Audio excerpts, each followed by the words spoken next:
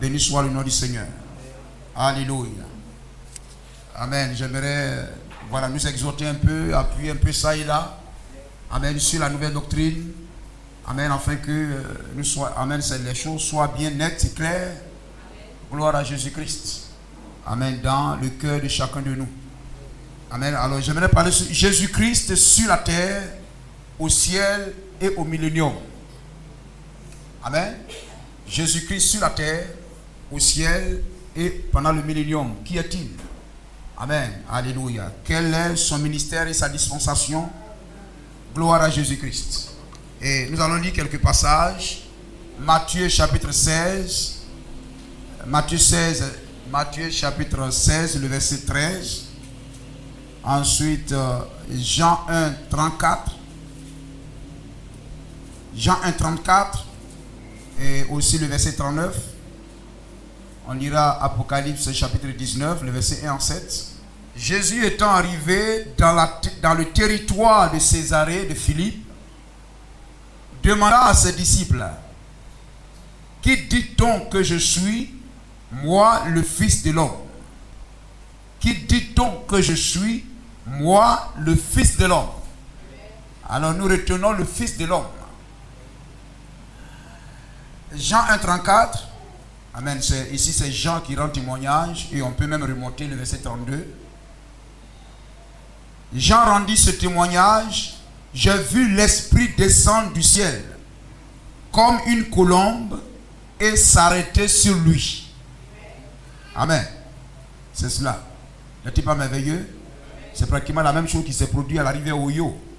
Amen. Lorsque le prophète baptisait, amen, et qu'il y a cette 17e personne, amen, alléluia, cette même colombe, la colonne de feu, la nuée, descendit et s'arrêta sur lui. Et de cette nuée, une voix sortit.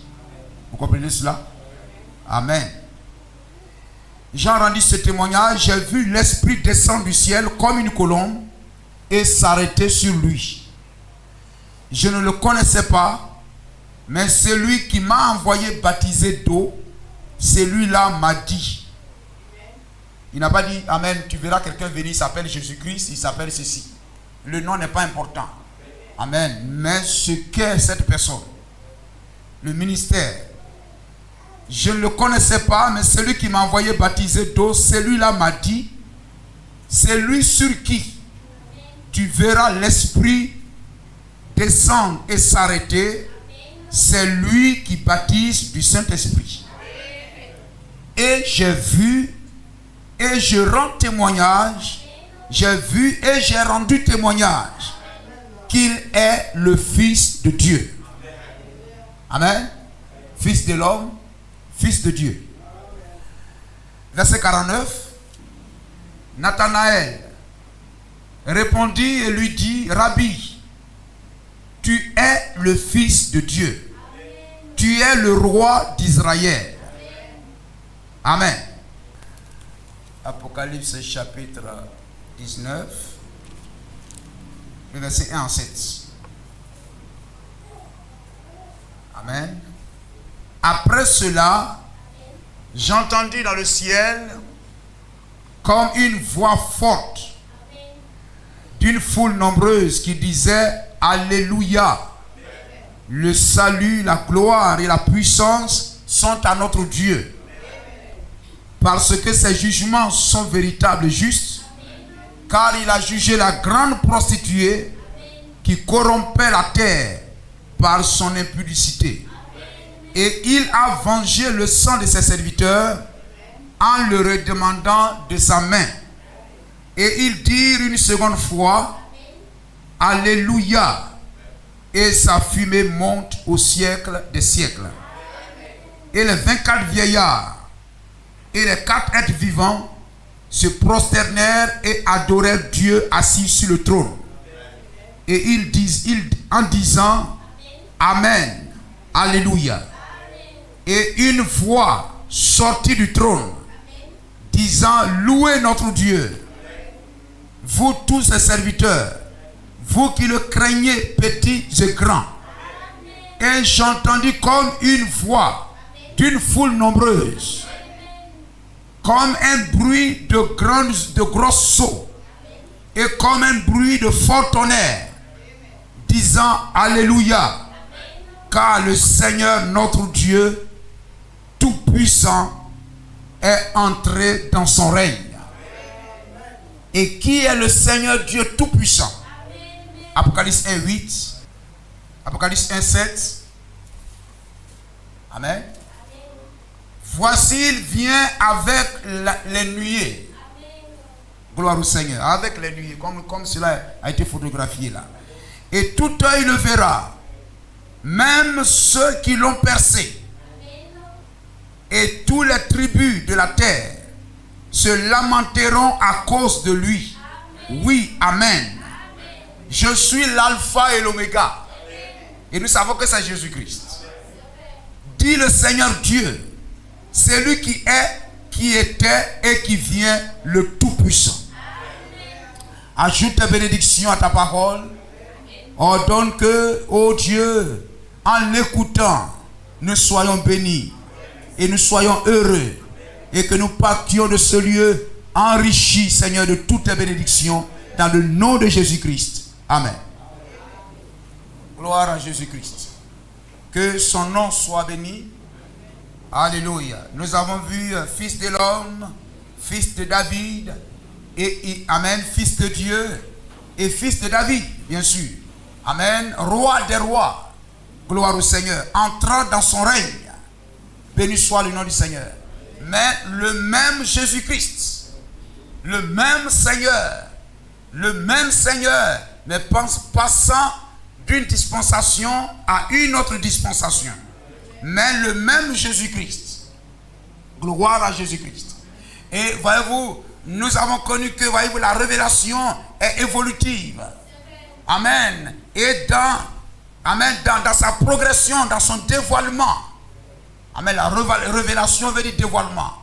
Amen. Apocalypse. Amen. C'est le dévoilement, la révélation. Béni soit le nom de Jésus-Christ. Amen. Et à chaque fois, amen, que Jésus-Christ change de forme, c'est toujours lui. Amen. Mais il faut la révélation pour l'identifier, pour reconnaître que c'est lui. Amen, c'est cela. Comme dans Marc chapitre 16, la Bible dit, il parut sous une autre forme. Mais il faut avoir la révélation pour savoir que c'est lui. N'est-il pas merveilleux? Comme les disciples sur le chemin d'Emmaüs, lorsqu'il entra à la maison et qu'il brisa le pain. Le pain brisé révèle Jésus-Christ. Amen. Présente Jésus-Christ aux gens. Gloire au Seigneur. Les gens peuvent traiter cela de fausse doctrine. Amen. Ou parce qu'ils ne comprennent pas. Parce que c'est quelque chose de nouveau. C'est quelque chose, amen, auquel ils ne sont pas habitués. C'est ici comme nous parlons de la nouvelle doctrine. Amen. Une nouvelle doctrine comme la Bible a cité que nous avons lu. Une nouvelle doctrine, c'est quelque chose de nouveau. Quelque chose d'inhabituel. Comme quand Moïse rencontre, amen, la colonne de nuée, c'est Dieu. Amen. C'est la même lumière qui au commencement, il dit que la lumière soit et la lumière fut. Ce n'était pas le soleil, ce n'était pas la lune, ce n'était pas les étoiles. Parce que la lune et les étoiles et autres furent créées le 4e jour pour marquer les temps et les saisons. Mais la lumière du premier jour, c'était Dieu lui-même.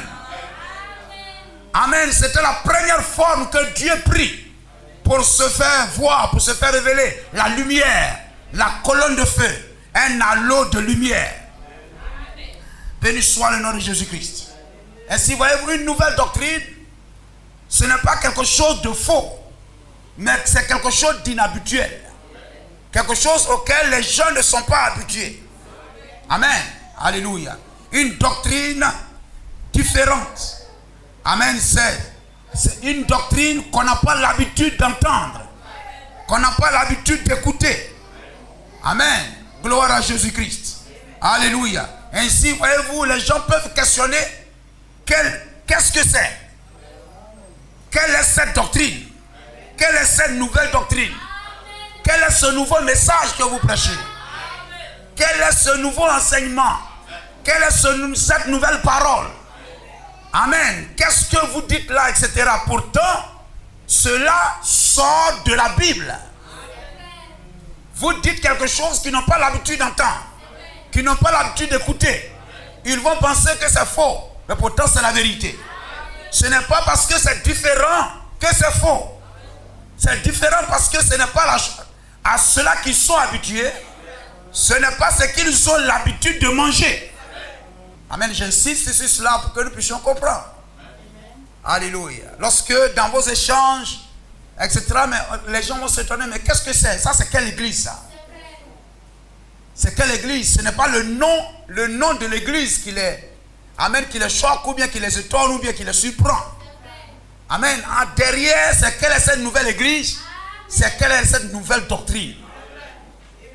Amen. Qu'est-ce que vous prêchez maintenant? Gloire à Jésus-Christ. Béni soit le nom du Seigneur. Alors ils le prirent et le menèrent à l'aéropage, disant, pourrions-nous savoir quelle est cette nouvelle doctrine? Quelle est cette nouvelle doctrine que tu enseignes? Ça ne veut pas dire qu'ils n'ont jamais vu de prédicateur. Ça ne veut pas dire qu'ils ne sont jamais allés à l'église. Ça ne veut pas dire qu'ils n'ont jamais entendu de prédicateur prêcher. Mais l'apôtre Paul est en train de prêcher quelque chose de différent. Amen. Qui n'ont pas l'habitude d'entendre de la bouche de leur prédicateur. Amen. Et frère, quand c'est ainsi, nous ne devons pas les traiter de je ne sais pas quoi, hein, de fils du diable comme on entend, de fils du diable, etc. C'est la grâce de Dieu qui nous a introduits dans ce message. C'est la grâce de Dieu qui fait même que nous sommes des chrétiens. Le fait d'avoir même la liberté pour croire en Jésus-Christ, sans pression aucune, c'est une grâce. Le fait de naître même parmi des peuples, amen, qui sont favorables, où il n'y a pas d'opposition pour recevoir Jésus-Christ, c'est la grâce de Dieu. Comme je disais, c'est comme en Israël. Si tu naissais un petit Égyptien, tu étais foutu. Si tu naissais un petit Amalécite, tu naissais un petit Philistin, tu étais foutu. C'est-à-dire le fait même de naître un enfant de Judas, un enfant de Lévi, c'est déjà la grâce de Dieu. Amen. Mais il y a des enfants qui naissaient déjà un petit arabe, un petit ismaélite. Gloire à Jésus-Christ. Donc déjà le lieu même de naissance, c'est déjà la grâce de Dieu. Gloire au Seigneur. Amen. Ainsi nous ne devons pas nous enorgueillir. Amen. Montrer que nous sommes quelque chose, comme je le disais la dernière fois pour une belle fille. Amen. Elle peut bluffer, etc. parce qu'elle est belle. Oh, elle n'a rien fait pour être belle. Gloire à Jésus-Christ. Amen. Nous n'avons rien fait pour naître dans un pays où les gens sont libres d'aller, de pratiquer la religion qu'ils veulent. Vous comprenez cela? C'est la grâce de Dieu. C'est la grâce de Dieu de naître dans une famille. Il y en a même qui naissent. Dans leur maison, déjà, on prêche le message. Papa et maman sont déjà dans le message. C'est la grâce de Dieu. Ce n'est pas ton choix, mais Dieu a choisi déjà pour toi comme cela. Béni soit le nom du Seigneur. Amen. Ainsi, voyez-vous, tu es né dans le désert. Déjà, tu es né et Moïse était déjà là. Gloire à Jésus-Christ. C'est la grâce de Dieu. Amen. Et maintenant, voyez-vous, croire ce message, écoutez. Amen. Et à chaque fois, comme mercredi, les questions étaient posées, etc. À chaque fois que vous posez les questions qui marquent la différence, vous voyez la différence entre nous et les dénominations, cela montre que vous comprenez. Amen. C'est la grâce de Dieu que vous pouvez déjà marquer la différence. Gloire au Seigneur. Le pasteur dit ceci, mais là-bas il croit ceci. Le fait de voir déjà cette différence, c'est la grâce de Dieu.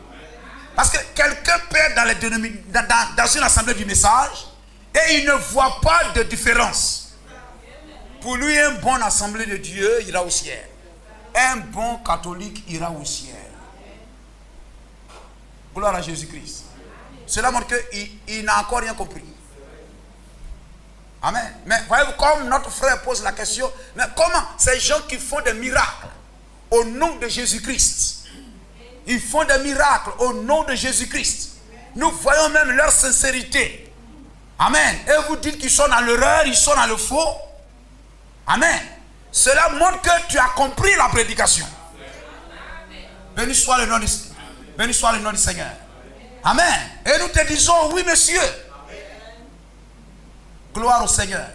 Béni soit le nom de Jésus-Christ. Et voyez, comme la Bible répond en tout, nous apportons les versets. Amen. Tous ceux qui me diront Seigneur, Seigneur, Jésus, Jésus, n'entreront pas tous dans le royaume des cieux. Et ils viendront à moi disant Seigneur, n'avons-nous pas prophétisé par ton nom? Des prophètes, des prophétiseurs, des personnes avec des dons de prophétie. Amen. Gloire au Seigneur. Cela montre que ce n'est pas seulement une fois qu'ils vous ont fait cela, mais c'était leur habitude de faire cela. Cela faisait partie de leur ministère. Mais cependant, ils ont été rejetés. Jésus a dit, éloignez-vous de moi, je ne vous ai jamais connu. Quelle désillusion. Et William Branham dit, c'est ça la grande désillusion. N'avons-nous pas prophétisé par ton nom? N'avons-nous pas chassé des démons par ton nom? N'avons-nous pas fait des miracles par ton nom? Gloire au Seigneur. Cependant, Jésus dit, éloignez-vous de moi, vous qui commettez l'iniquité, ouvriers d'iniquité. C'est-à-dire, ces personnes-là savent qu'une femme ne doit pas prêcher, mais ils permettront aux femmes de prêcher, et cela ne les empêchera pas de produire des miracles et des miracles extraordinaires. Matthieu 24, 24, c'est eux. Gloire à Jésus-Christ. Au point de séduire les élus, c'est-à-dire, l'élu même se questionne. Hein, comme notre bien-aimé frère peut poser la question, mais comment ça? L'élu même se pose des questions, se demande, mais comment ces personnes qui sont en dehors de la parole, amen, nous le voyons bien, ils contredisent l'écriture, mais cependant, les miracles s'opèrent. Amen, ils chassent les démons, ils les prophétient. Gloire au Seigneur. Amen. Dieu ne se répand pas de ses dons. Comme je prenais l'exemple sur le frère mécanicien, un petit voyou qui travaille avec toi, il va apprendre la mécanique, il connaît bien. Peut-être même que c'est un voyou, mais en matière de mécanique, là, il est très fort. Mais un petit voyou voleur, il ramasse tes pièces, il s'en va vendre, etc. et tout. Mais il connaît le travail là bien. Tu vas dire, je ne peux plus te supporter. Tu as dépassé la grâce. La grâce à ton égard est épuisée. Je te juge, je quitte chez moi, je te chasse. Mais cela n'enlèvera en rien le fait qu'il connaît la mécanique. Il va arriver là-bas, une voiture est en panne, on va l'applaudir. On va l'acclamer, l'applaudir. Mais cependant, que l'homme lui le laisse rentrer un peu dans sa voiture pendant un petit moment et il va soutirer quelque chose. Mais cependant, un grand réparateur. Gloire à Jésus-Christ.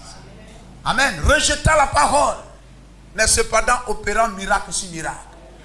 Les miracles ne sont pas signes que celui qui les accomplit est dans la vérité.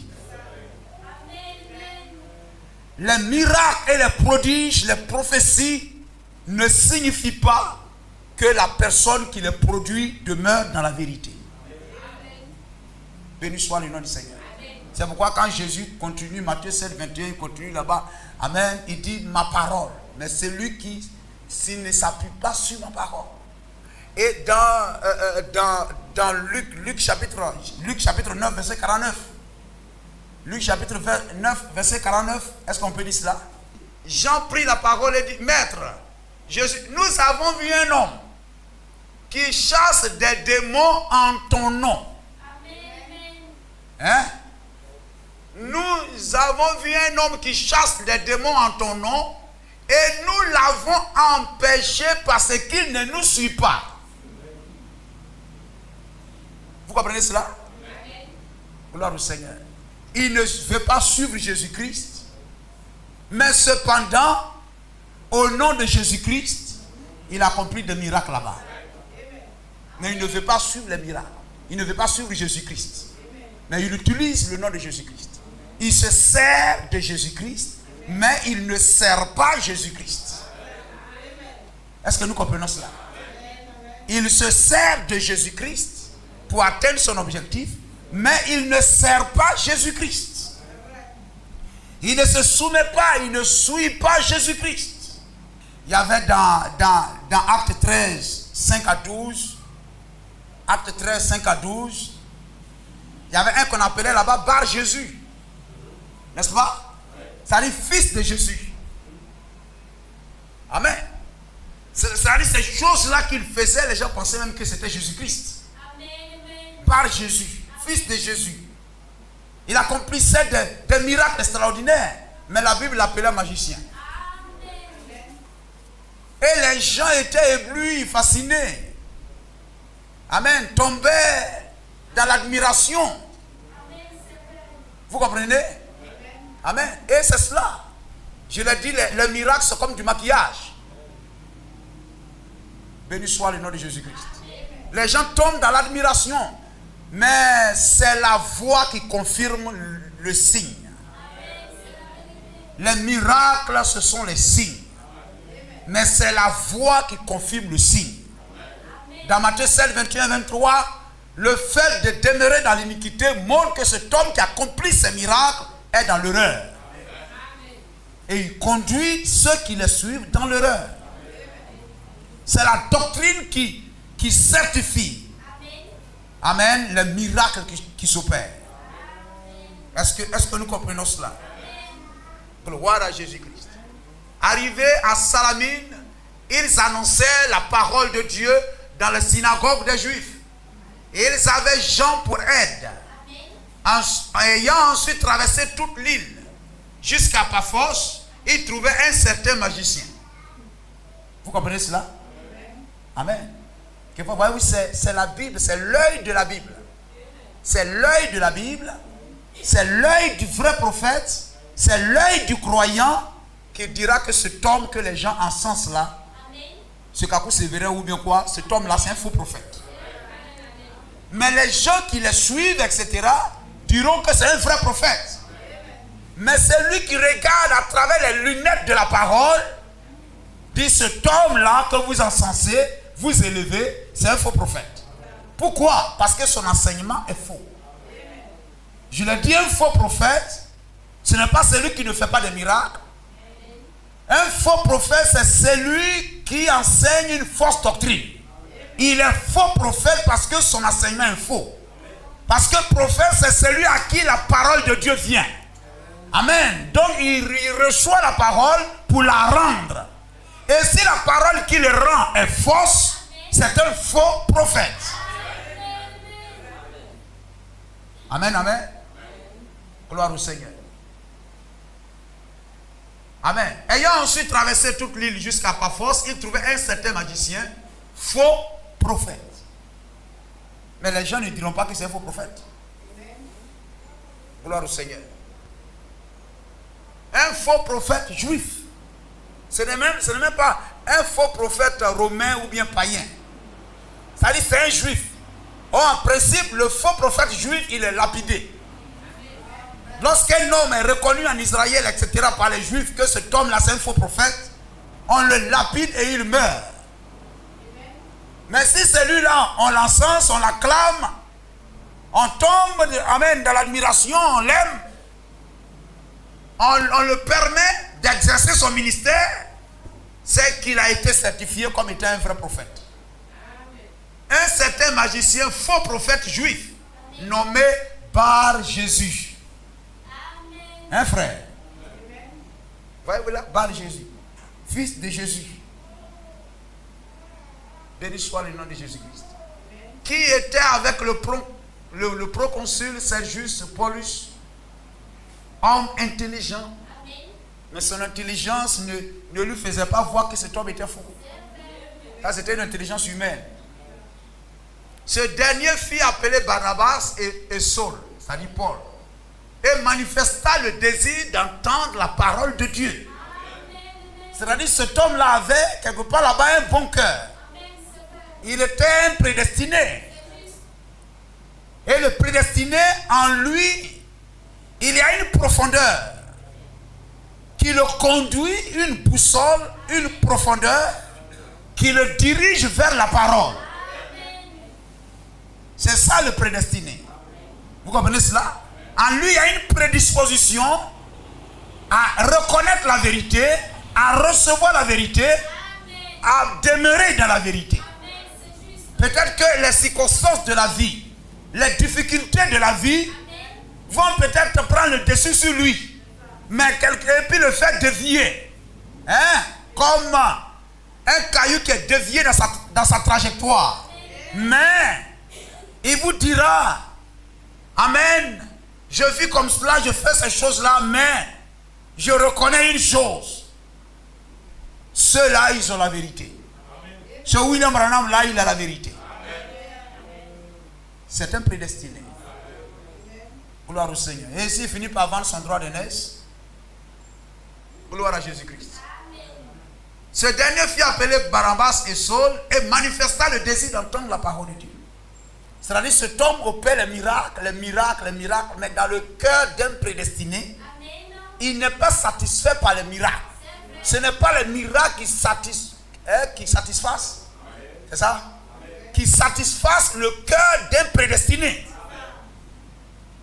Ce n'est pas les miracles qui vont satisfaire. Plus simplement.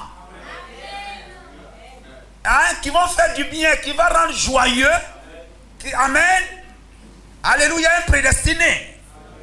Mais ce qui va faire du bien, qui va rendre le prédestiné heureux et joyeux, ce n'est pas le miracle, mais c'est la parole de Dieu. La vérité de l'évangile. Car la foi ne vient pas de ce qu'on voit, mais de ce qu'on entend. La parole de Christ. Il faut entendre, croire et obéir. Alors le Saint-Esprit est donné à ceux qui obéissent. Tu entends, tu reconnais, tu obéis et tu reçois le Saint-Esprit. Amen. Gloire au Seigneur. Alors il peut voir Bar Jésus, mais il a besoin de cette eau fraîche, de boire à ce puits de Jacob. Amen. Désirant manifesta le désir d'entendre la parole de Dieu. Mais Elimas, le magicien, et c'est ce que signifie même son nom. C'est-à-dire son nom même, il s'appelle Elimas, c'est Elimas on l'appelle, mais son nom même ça veut dire magicien. Un sorcier. Leur faisait opposition. C'est-à-dire cet homme-là les empêchait. Il s'appelle Bar Jésus. On l'appelait Bar Jésus. Il faisait des miracles. Il se faisait passer pour un prophète juif. Mais tout ce don qu'il avait ne lui donnait pas de reconnaître que Paul était la vérité de l'heure. Leur faisait opposition, cherchant à détourner la foi du proconsul. Alors seul Saul, appelé aussi Paul, rempli du Saint-Esprit, fixa le regard sur lui et dit: homme plein de toute espèce de ruse et de fraude, fils du diable. L'œil de l'aigle l'appelle fils du diable, mais les gens l'appelaient prophète. Fils du diable, ennemi de toute justice. Ne cesseras-tu point de pervertir les voies droites du Seigneur? Et pervertir, amen, ça veut dire qu'il prend. Il prend la vérité et puis il la déforme.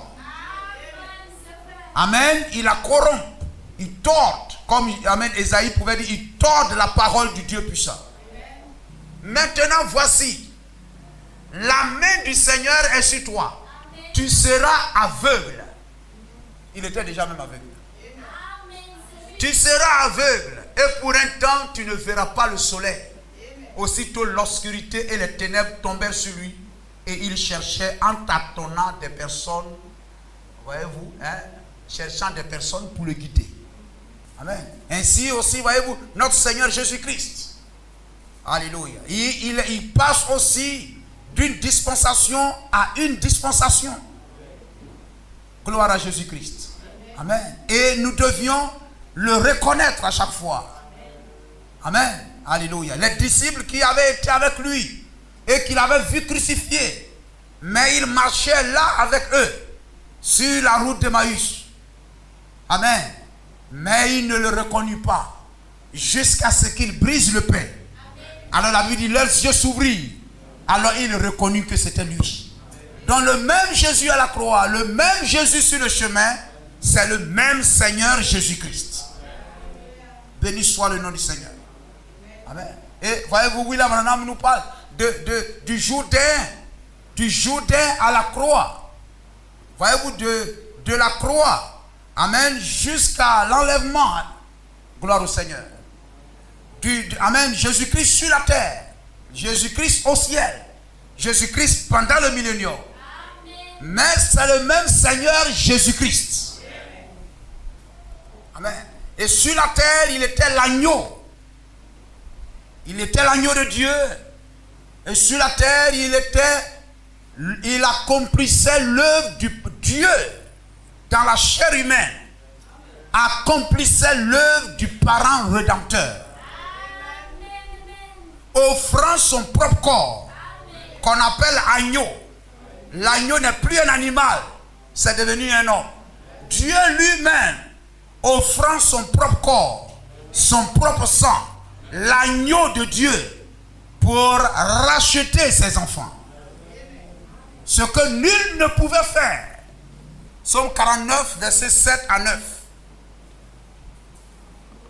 Donc sur la terre, il était l'agneau de Dieu. Jean a dit, voici l'agneau de Dieu qui ôte le péché du monde. Amen. Le parent rédempteur. Amen. Qui nous rachète par son sang. Béni soit le nom de Jésus-Christ. Il a offert son sang. Et voyez-vous, le même de parent rédempteur, il va l'accomplir même. Amen. Dans la deuxième phase, en tant que souverain sacrificateur. Béni soit le nom de Jésus-Christ. Amen. Le rachat de notre âme nous coûtons très cher, frère. Amen. Alléluia. Ne nous dévaluons pas. Nous coûtons très cher. Nous racheter, ce n'était pas facile parce que nous coûtons très cher. Ainsi, frère, sur la terre, Jésus-Christ était l'agneau de Dieu. Il était le Fils de l'homme. Il était prophète. Gloire à Jésus-Christ. Amen. Et lorsque, amen, il meurt après l'enlèvement, après son enlèvement, il revient en tant que Fils de Dieu. Amen. Amen. En tant que Fils de Dieu, pour rassembler tous ceux qu'il a rachetés par son sang. Et il accomplit là, amen, au ciel, William Branham dit, amen, là dans cette deuxième phase, il accomplit l'œuvre du parent, amen, l'œuvre du souverain sacrificateur. Amen. Son corps étant sur le trône du Père, faisant l'intercession. Jusqu'à ce que le dernier élu entre. Vous comprenez cela? Amen. Il vient sur la terre pour payer le prix du rachat, pour racheter. Gloire au Seigneur. Offrir le sang. Amen. Et sur le trône du Père faisant l'intercession. Jusqu'à ce que le dernier élu entre. Et lorsque le dernier élu entre, alors il vient prendre, amen, ses élus pour le millénium. Amen. Alors William Branham nous dit, sur la terre, il était fils de l'homme. Amen. Au ciel, il est le sacrificateur, souverain sacrificateur. Et pendant le millénium, il est le roi des rois. Amen. Dans Hébreux 4, 14, Paul dit, ayant donc un grand souverain sacrificateur qui a traversé les cieux, Jésus, le Fils de Dieu. Amen. Donc pendant cette dispensation de Fils de Dieu, il accomplit, il est souverain sacrificateur, tenant ferme notre confession. Alléluia. Accomplissant nos prières, amen, nos demandes, ce que nous confessons, il le réalise pour nous. Dans Hébreux 6, 20, Jésus-Christ est entré comme précurseur pour nous, étant devenu souverain sacrificateur pour l'éternité selon l'ordre de Melchisédek. Amen. Et dans la révélation de Jésus-Christ. Prêchez le 4, 12, 60. On va lire le prophète. De 194 à 196. Il dit ici, je suis celui qui était, qui est et qui vient, le Tout-Puissant. Amen. Alléluia. Le Tout-Puissant, il est l'agneau, il est le lion, Dieu manifestant, El Elohim, manifestant ses attributs. Il doit tout manifester. Certainement, il était un être triple sur la terre. Quand il était sur la terre, il était un être triple. Sur terre, il était prophète. Amen. Fils de l'homme, prophète. Dans le ciel, il est aussi sacrificateur. Amen. Et quand il reviendra sur terre, il sera roi. Comprenez cela? Sur la terre, il était le Fils de l'homme. Amen. Au ciel, voyez-vous l'apôtre Pierre. Nous avons lu dans Actes chapitre 3, c'est ça? Acte 3, 19, 26. Amen. Jésus-Christ. Amen. Alléluia. Nous savons que son corps, amen, est amen, à la 7e dimension. Et, voyez-vous, son esprit revient sur la terre. Paul le rencontre sur la route de Damas. Vous comprenez cela? Amen. Au Jourdain, le corps et la colonne de nuée s'unissent. Vous comprenez? Lorsque Jean le baptisait et qu'il sortit de l'eau, Jésus c'était le corps et Christ c'était la colonne de feu. Et Christ et Jésus s'unissent, formant un seul corps. Hein? Jésus est le temple qui a reçu Christ. Et Christ est la divinité. Amen. Alléluia. La divinité dans un corps. Gloire à Jésus-Christ. Et après sa mort, sa résurrection, lorsqu'il monta, il eut la séparation. Amen. Le corps resta sur le trône pour l'intercession. Et la colonne de nuée est revenue. Christ est revenu sur la terre. Amen. William Branham dit le Jésus-Christ que nous avons aujourd'hui par rapport à ce qu'il était dans les rues de Galilée. Amen. La différence, c'est le corps. Amen. Alléluia. Et quand l'œuvre de médiation, amen, amen, lorsque voyez, il a pris le livre, il va racheter tous ceux dont les noms sont dans le livre. Et quand c'est fini, alors il reviendra revendiquer, amen, ce qu'il a racheté. Vous comprenez cela? La colonne de nuée repartira prendre le corps et nous le rencontrerons dans les airs. Nous sommes d'accord? Béni soit le nom de Jésus-Christ. Amen. Donc, voyez-vous, et quand il reviendra sur la terre, il sera roi, prophète, sacrificateur et roi. C'est lui qui était, qui est et qui vient. C'est lui qui était, c'était Jésus, un prophète. C'est lui qui est maintenant. Maintenant, c'est le sacrificateur, offrant des sacrifices spirituels, un souverain sacrificateur qui peut être touché par nos infirmités et qui se dévoile et qui prouve qu'il est au milieu de nous. Prophète, sacrificateur et roi, mais un seul Dieu. Ça ne fait pas 3 personnes, mais le seul Dieu déployant ses attributs.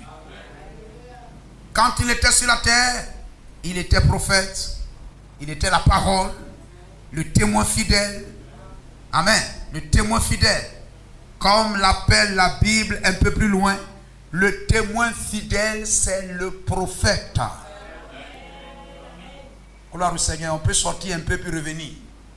Amen. Il y a des gens dans le message même qui se disent, je suis le serviteur fidèle. Le serviteur, Jésus a dit, vous serez mes témoins. Le témoin fidèle, c'est le prophète. Le témoin fidèle à chaque âge, c'est le prophète. Amen. Le témoin fidèle, c'est le prophète. Il était un sacrificateur. Amen. Et quand maintenant il est sacrificateur, et quand il reviendra, il sera roi. Gloire au Seigneur. Nous le chantons, roi des rois. Nous sommes aussi des rois. Nous régnerons sur des domaines. Et il est le roi des rois. Béni soit le nom du Seigneur. Amen. Et pour que nous puissions vivre cela. Amen. Nous puissions vivre cela. Gloire à Jésus-Christ. Lorsqu'il était sur la terre dans la chair, on n'était pas physiquement là. Mais lorsqu'il sera roi, on sera physiquement là. Nous nous réjouirons avec lui. Et pour que tu sois présent pour vivre cela avec lui, il faut que tu reçoives le Saint-Esprit. Ramenez le serpent de l'Éden là, amen, dans votre vie et voir ce qui joue le rôle du serpent dans l'Éden. Je suis dans le message. Je suis dans le jardin d'Éden. Gloire au Seigneur. Le diable viendra. Gloire au Seigneur. Pour essayer de vous distraire dans ce message, vous devez identifier pour dire attention, cette chose-là est en train d'accomplir, amen, le rôle du serpent. Amen, alléluia, dans ma vie. Alors cela vous aide à prendre la juste et la bonne décision. Béni soit le nom de Jésus-Christ. Amen. Et avoir l'assurance de ce que vous croyez. La certitude de ce que vous croyez. La Bible dit ce qui n'est pas fruit de conviction, d'assurance. Ce qui est doute est un péché. Mais tu dois avoir la conviction, la ferme assurance. Être sûr. Et je ne doute pas. Gloire à Jésus-Christ. Amen. Et marcher avec cela. Parce que les épreuves viendront de toutes parts. Gloire à Jésus-Christ. Et je dois demeurer ferme. Malgré les épreuves, persévérer.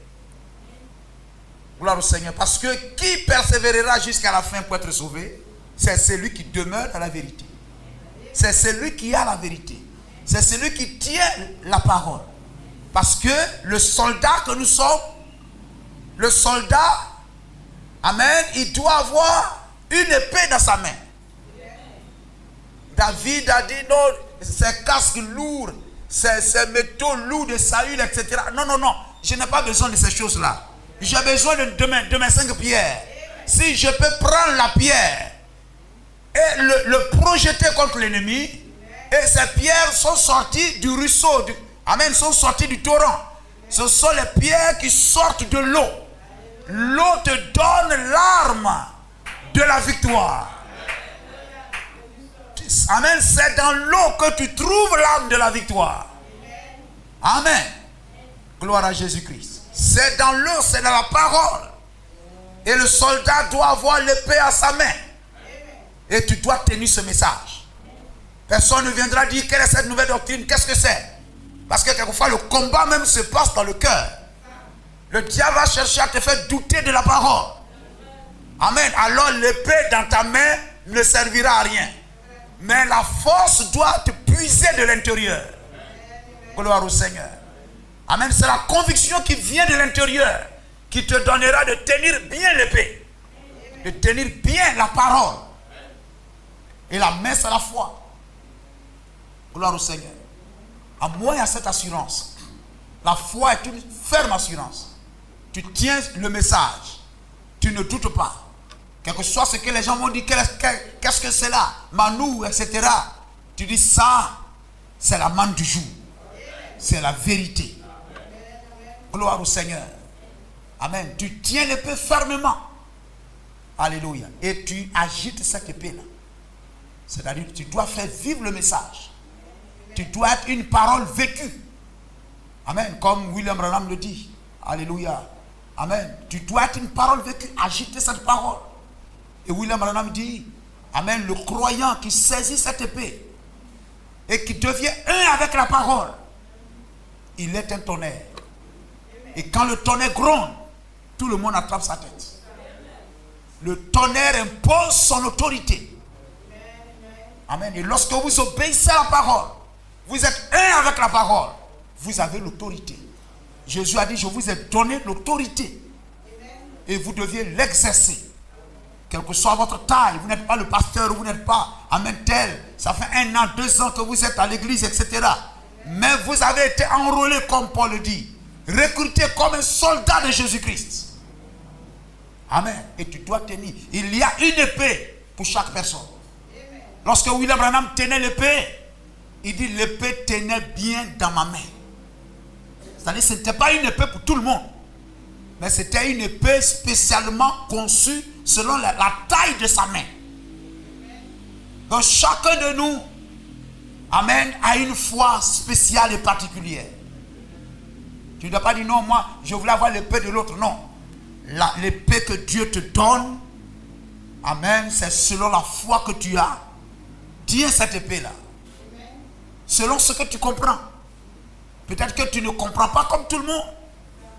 Peut-être ton niveau de compréhension n'est pas comme tout le monde. Peut-être que tu es allé à l'école, tu comprends beaucoup de choses. Mais toi, tu n'es pas allé assez à l'école, il y a ce que Dieu te donne de comprendre. C'est l'épée qu'il met dans ta main.